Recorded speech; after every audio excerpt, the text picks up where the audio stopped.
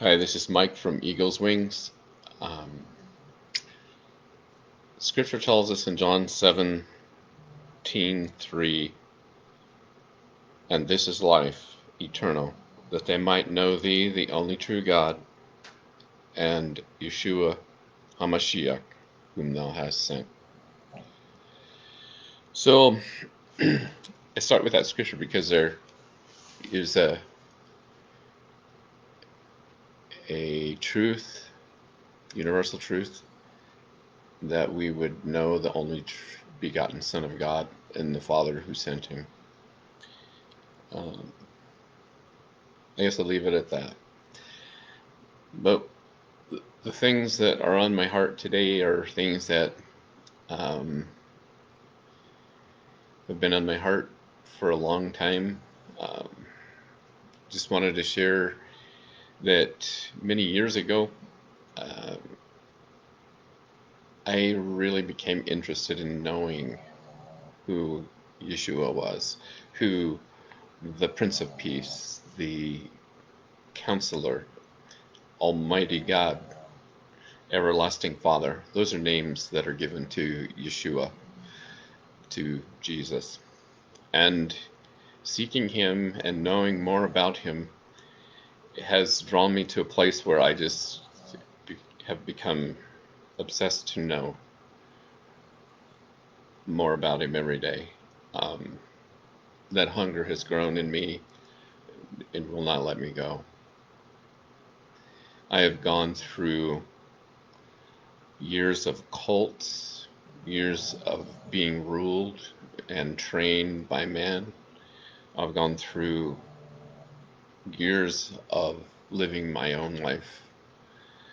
And now I pour myself into wanting to know about more about this Yeshua and about this uh, only God that sent his only Son to die for me, who made it possible for me to have eternal life.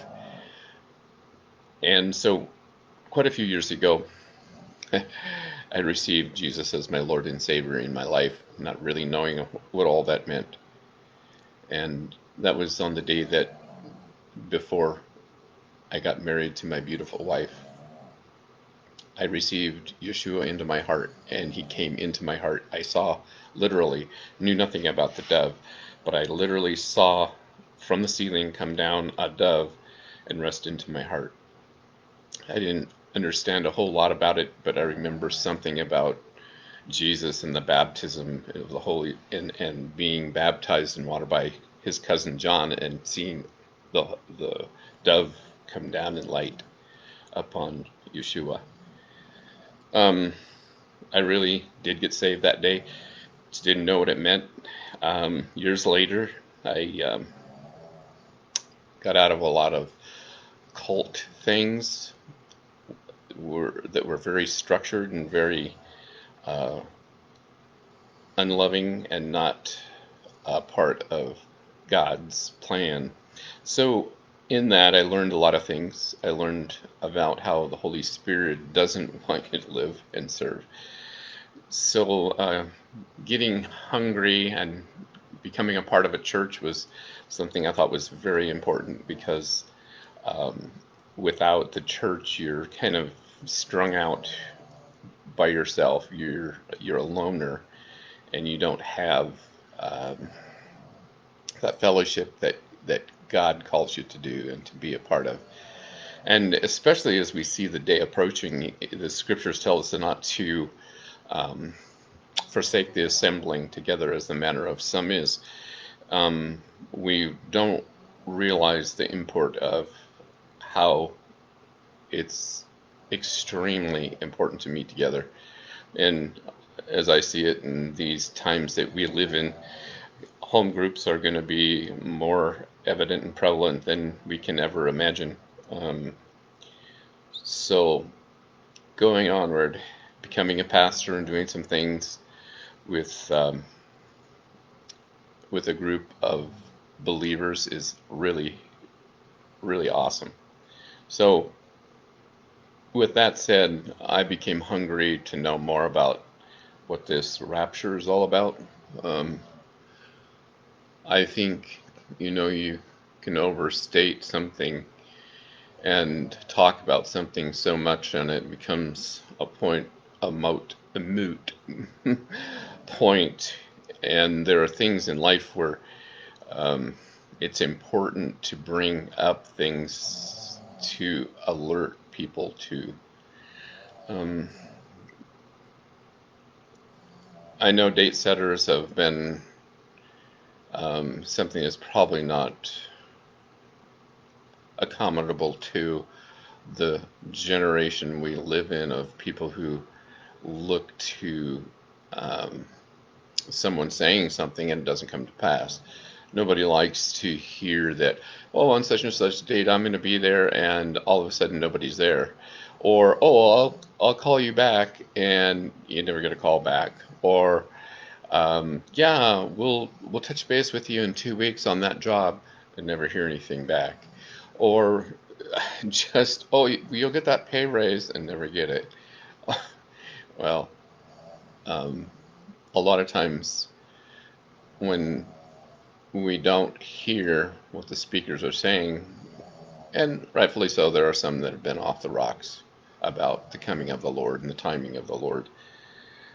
But all in all, it is a generation. This generation has been a generation that's been inundated with uh, thoughts about Jesus coming back for his church and for the bride of Christ. So why is that so? More than probably any other generation, and of course I didn't live in any other generations, but there are multitudes of places where people thought that there was a day, and 2000 was one, and 1800s were one, 1900s were one, when they thought Jesus was going to come back because it was the beginning of a millennial, a new century.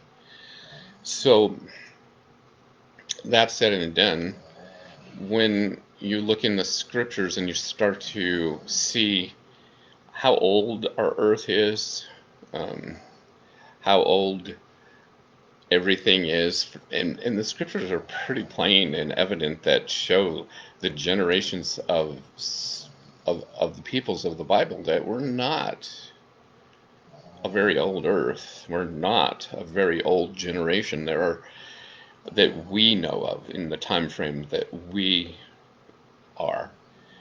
That literally 6,000 years has gone by, and approximately 6,000 years is the termination in a time that's coming up, and that is actually determined at about the point year 2017. The year 2000, the 6,000th year was up. Now, Scripture tells us that the age of man is 120, and when you multiply the Jubilees, and without getting into a lot of scripture, 120 times 50 equals 6,000 years. That's the year determined for mankind to be um, on this earth before before Jesus moves on to another agenda that he has. And it's really wild. He, getting to know who he is really fantastic, because you begin to know who the creator is, that he wants a relationship with the people he created. I think it's just unbelievable that he wants a personal relationship, one that it connects, one you can talk to and he talks back. And a lot of people are not interested in that, or think people who are like that, like myself, are people who are crazy because, oh, God talks to you? Well, who tells you that you're crazy if you talk to God? I mean, obviously, there are people who do have problems, and they use God as an outlet uh, to manifest their lives in, that are not true to purpose and true to the word. Jesus said, "My sheep know my voice," and if you believe in anything that Yeshua said, he's talking about people having a relationship with him, being that he raised again on the third day, which is in Hebrew calendars the 17th of Nisan, the beginning of the age of grace, when grace began, when he resurrected and came back to life again, the 17th of Nisan. And how amazing that we could have that personal relationship with him to get to know who he is. He's my comforter. More than anything else, he's my comforter. Peace I give, not as the world giveth peace. Peace I give unto you. And it's freely given to those who will receive it. You're going through a time of turmoil, he's right there to give you peace in the midst of the storm. In the midst of the storm. Not only is the 6,000 year, approximately, from what I figured out, was 2017, others as well, which kind of blown me away. Check out Pastor Sandy Armstrong of Soldiers for Christ Church. He figured out that the 6,000 year reign, he said back in 2003 or whatever, he figured out it was 2017. I was like, yes! And what a man that will preach about the coming of the Messiah to come back to rapture his church. Now, I won't get into the mid-trib, post-trib, and pre-trib situations. I'm just going to read scripture as it is and as the Holy Spirit relates to me. Jesus said to pray that you escape all these things that are coming upon the world, and that you are worthy to be found worthy to escape all these things and to stand before the Son of Man. So Yeshua says to pray about those things. And when he says all these things, I just take it for granted, take it for face value that what it is that he's talking about is everything, the great tribulation that is to come, that he wants to rapture us out of that. Yeah, it's escapism, if you want to call it, but it's his escape, and he's preaching, telling us to talk about it, and to watch for that day, and if we watch for that day, we're going to know the day. We're going to know the time. We're going to know the season. And interesting enough, that as you study scripture and you listen to, oh, this is a high watch, it is. There are days that are high watch days. Yeshua can come back at any day and any point in time that he wants to, but as we understand scripture more and more and more, we see details that indicate that it's more likely he will come back on the days that the Holy Spirit is revealing. Now, granted, the church sends out messages to the world that the world doesn't comprehend or understand, and the import of that is that the natural man, it tells us in Romans 6 and 8, cannot understand the things of the Spirit. How it was implemented to the believer to give out was meant for those that would receive it by the Spirit, not by the natural man. The natural man goes, that's just a bunch of whatever. And the spirit man takes in and says, wow, okay, well, the bridge is out, I better watch out. Yeah, we've heard that one too before, I'm sure you all have. But it's important. I mean, if there's a maniac yelling the bridge is out when it isn't, you still listen to him. You still hear. And you are alerted in your spirit. But overall, when you get to the bridge and you see it's still there, you drive across it and you get on with life. And you go, wow, okay, bridge wasn't out this time, so you know what? I'm going to drive down the road still and see how things look from there. And, you know, down the road you figure out a few more things, and you see in Scripture how the Holy Spirit illuminates the fact that there are certain days, times, and seasons. There are signs and wonders and things in the stars and things that have happened in the earth and things that God, through Yeshua, the Word of God, the Torah made flesh, cause certain events to come to pass at certain times that set you up to say, it looks like the bridge might be out pretty soon. So Heshvan is the month um, that is a Jewish month that we're in now. And Heshvan 17th, the 17th of Heshvan is the date and the time. Now, Jews, the Hebrews were really meticulous in keeping track of things. So 17th of Heshvan, which Jewish calendars are there are 30 days in the Jewish calendar, and then they make up for it, and it's precise and it's pretty unique, and it's always goes with our Gregorian calendar, and then part of it falls into the next month, and then part of it's in the following month, etc. So uh, in following, you'll notice that Heshvan is going to fall within October and November timeframes. So 17th of Heshvan was a time and a purpose that God intended for the judgment of the world. He said grace is going to end. Grace is ending on the 17th of Heshvan. So that was one of the things in Scripture in numbering, and God, who is the greatest mathematician I've ever seen, and we can look at I don't even know how to say it, the Fibonacci sequence, how things were created in such a specific and unique way geometrically, that God planned all the things in this world, and there's a number, there's a letter that relates to those things. So I am no scholar in any of the Hebrew or any of the numbering, but I'm beginning to scratch the surface and see, hey, something's going on. Something's going on. And when you see through the eyes of Hebrew text in the scriptures, there's a difference in things. Just for instance, when Yeshua speaks of this to his disciples, no man knoweth the day or the hour, not the angels in heaven, not the Son of Man, but only the Father knoweth the day and the hour.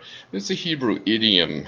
It's an idiom, and an idiom is something that isn't really meant to say what it says, because it infers something totally different. And that was a marriage proposal, consent, or uh, part of the contract that the groom would say to the bride when they were starting to start the marriage, that he would say to her, no man knows the day or the hour, but I'll come and get you. I'm going to come and get you. So when that was said, it was meant that there'll be a day or an hour I'm going to come and get you. And guess what? You're going to know what time that is. You're going to know pretty much when I'm going to come and get you, because the events of things that have taken place, such as the building of addition to the Father's house, is complete. Everybody knows that, hey, guess what? Things are going to start to happen. And so the building of the house for the bride has been completed on the Father's house, and that there's an indication that time is short, so very short. And of course, a lot of people in the world have heard that and said, okay, yeah, right. And that's what Scripture says the world is going to say. Things are going to continue as the same. Things are going to be just the same as they always have been. There's no change. There's no change in what we've heard about this saying before, but all things will continue as the same. Well, we're in that time frame, and the world is saying that, and the world could care less about the coming of the Lord. And I'll just share with you that because I've been watching, because I've been reading, and because I've been praying, and because I've been seeking Yeshua and spending time with him, there's an indication that we are right in the crux of him coming back to rapture the church. Things are continuing the same. As in the days of Noah, so shall it be in the time of the Son of Man, when he comes back for his bride to rescue her from the world. And what does that mean? As is in the days of Noah, so shall it be in the days of the Son of Man. It wasn't indicating the fact that when he came the first time to die on the cross, that wasn't what he said. He was saying that as to when he was coming back to rescue the bride. That was the indication and the context of what he said.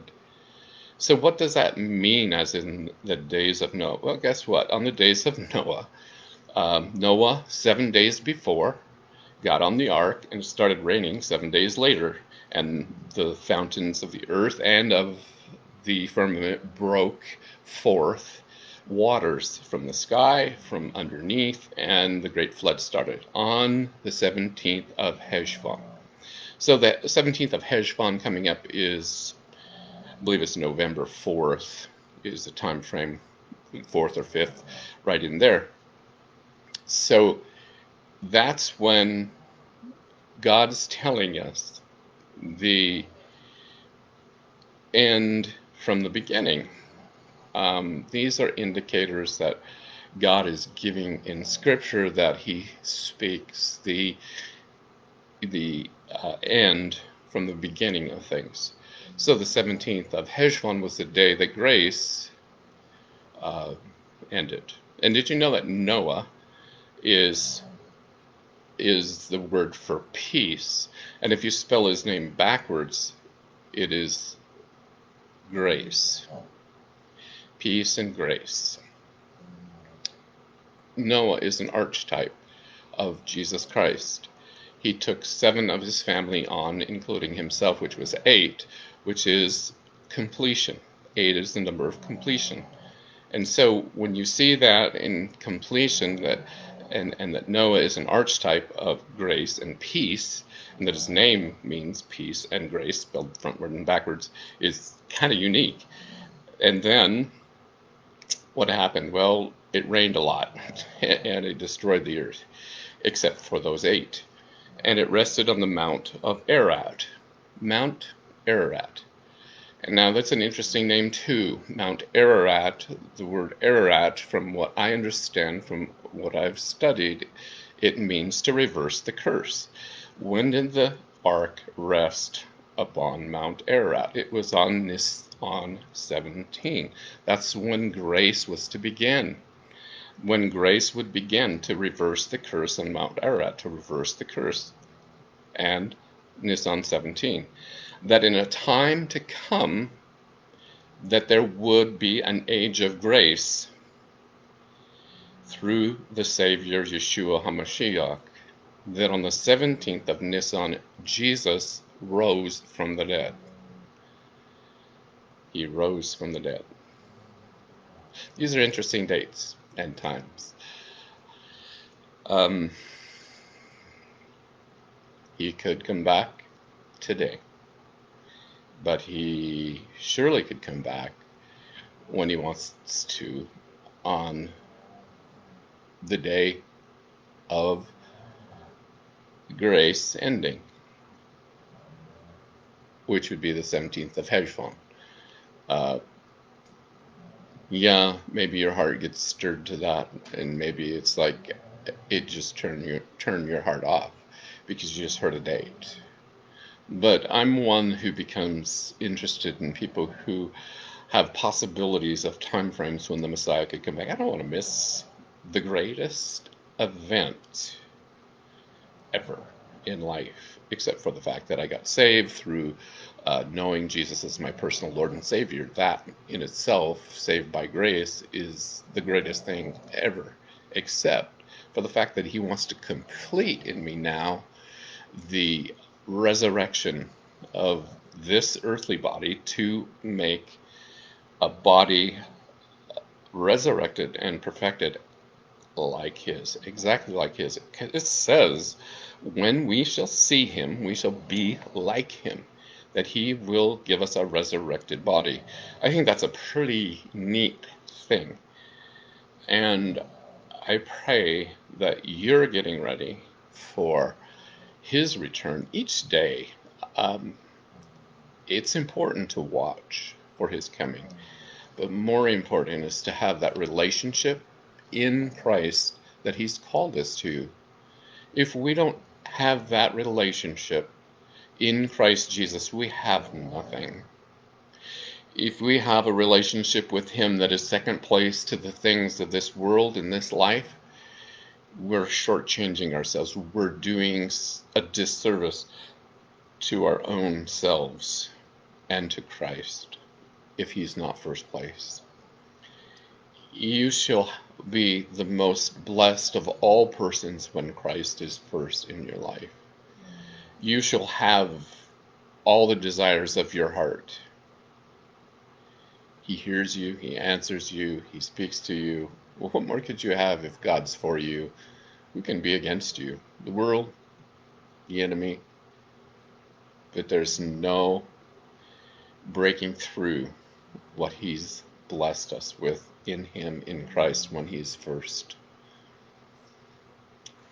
Those are some of the things that God has laid on my heart to purpose to give us joy, peace, life, love, unconditional forgiveness for our sins when we confess them, for repentance, to pray for others, to change events and things in this life through prayer, casting down the things that the enemy has done and is purposing to do. So hopefully you're prayed up and have given thought today to the Creator, that he sent his Son. In fact, he was the Creator. It's a unique thing. Yeshua said, and you go, well, it says that he doesn't even know the time of the hour, but, well, what's his name? Counselor, Almighty God, Prince of Peace, Everlasting Father? How does that work? Well, Father, Son, and Holy Spirit. Always like that water analogy. Waters can be in three states: solid, gas, and liquid. And the liquid of God poured into the body of Christ. Part of it, and some of it stayed. Some of it was poured into the body of Christ, which was God the Father. God the Father needed a body, and he did. He filled it with his presence, the Emmanuel, the God with us. And that same person said to Philip, when Philip said, hey, show us the Father, and he said, Philip, haven't I been so long with you, such a long time with you, you don't realize who I am yet? And he was talking about being the Father, and that the Father was in him, and that they were one, and how that water of the Father was in Yeshua, and how the water of the Father was in heaven as well, because Yeshua prayed to the Father in heaven. And it's pretty easy to understand when you use a liquid, and you can begin to comprehend how Yeshua was the Father, Yeshua was God, the Creator. He's the one who created all things in the beginning, and then he just used the body for 33 years, and then it became resurrected and perfected after the Passion. How amazing! How amazing a story! God of all creation cared enough to die for me. A God of love, not of war, although he knows how to do that quite well. To protect his own, to love his own, to do things that are necessary to preserve his people. People go, oh, how could he be a God of love if he destroyed all those kids, children, mothers, and mothers with babies and things like that? Most of them weren't even human. Most of them were Nephilim gened and were tainted. Most all of them were indulged in things that would make you sick if you knew what they were. If you cared to know who Yeshua was. Oh yeah, he's going to be riding on a horse, and he's going to have a sword that's going to slay all of his enemies when he comes back with his saints, with his bride. But there's a point in time before that he's going to come and take his bride home. That day is soon. I pray you're ready. I know I've played that song, I wish we'd all been ready. Old 80s song. And it's true. I wish more of us had been ready so I could see you there.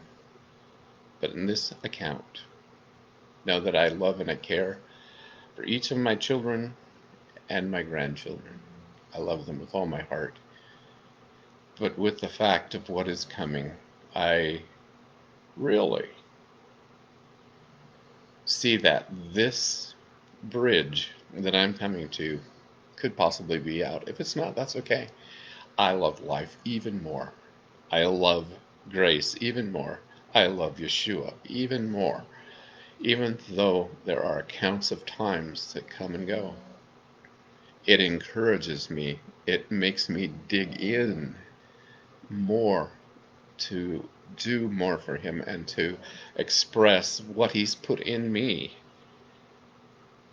to come out of me. Because naturally I don't like to make videos, naturally I don't like to speak, naturally I don't like to teach. I like to just hang out with my family. I like to drink beer. I like to drink a beer and a wine. I'm not a drunkard. I just like things that the Lord has blessed me with. I like good coffee. I like my wife, who is the most beautiful woman in the world, and she has not lost any luster from her youth. That woman is amazing to me, and I love her with all my heart. I love her in such a way that I want to do everything I can for her. I want to make her happy. I want to bless her. And I guess sometimes, you go in a relationship where you have times where things upset you because you're not on the same page.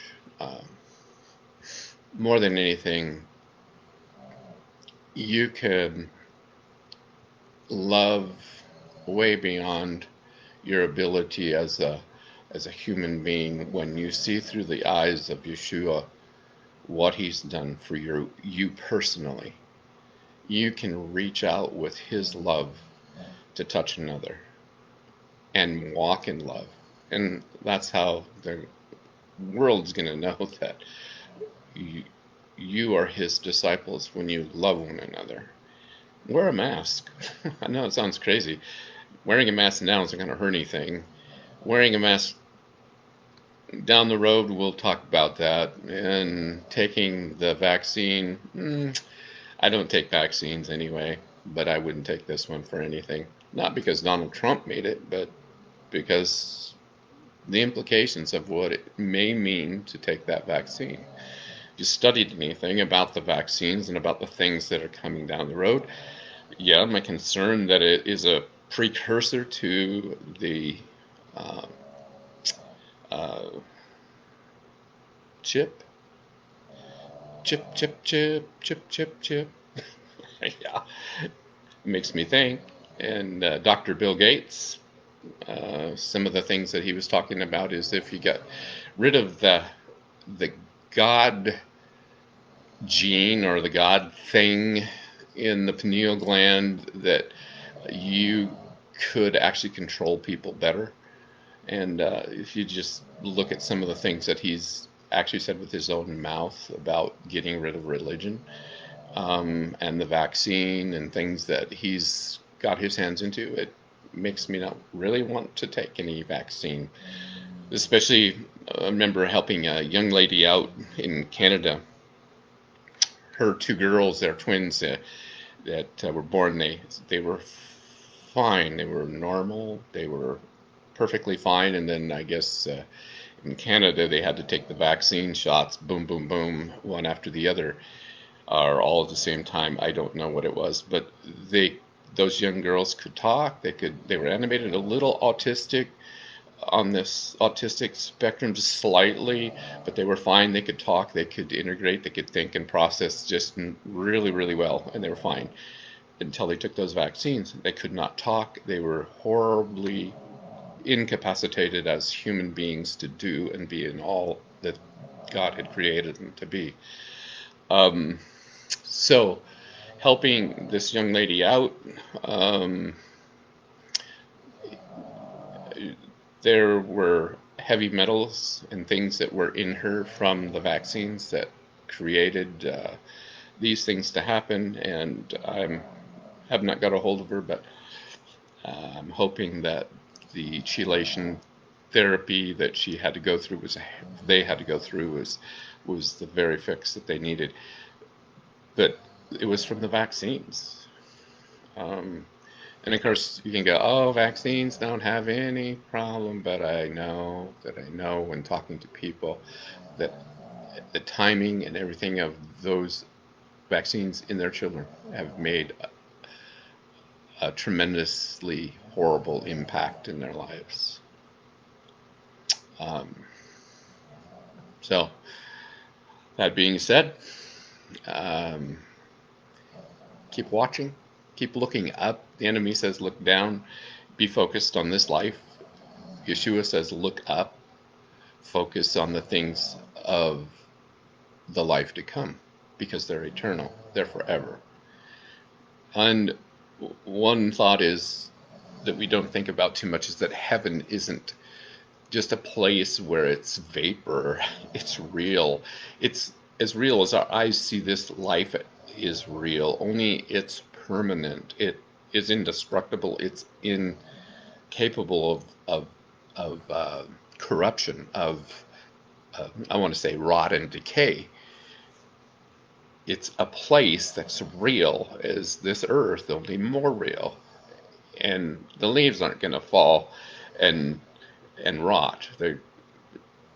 And there's going to be fruit on a tree, and a different fruit every month down the river of life, all the way, planted all the way down the banks.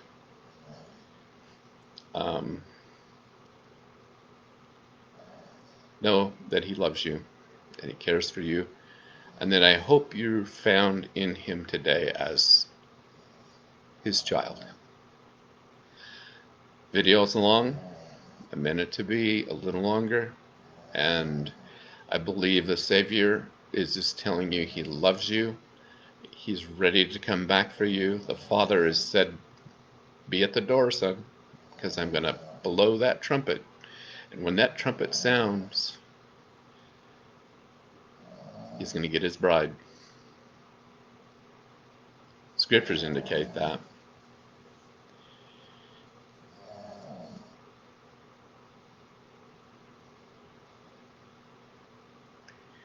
That's another story for another time. Heavenly Father, I just ask that you would bless, that your countenance look upon my brothers and sisters, to bless, to lead, to guide, to protect, to focus on the things that matter most. That in this life, Lord, you would help, but Lord, that you would give strength to look to the heavenlies, to look to the things that matter the most. Those things, when we look to those things that matter most, Lord, all the other things fall into place. It tells us, seek ye first the kingdom of God and his righteousness, and all these things shall be added unto you. When we make place for you first, all these things that we have need of, you make happen. Thank you so much for that. Thank you for your goodness and your mercy this day. We give you praise and give you glory and honor. Open your word, open our eyes, open our ears. In Yeshua's name, amen. God bless. Love you.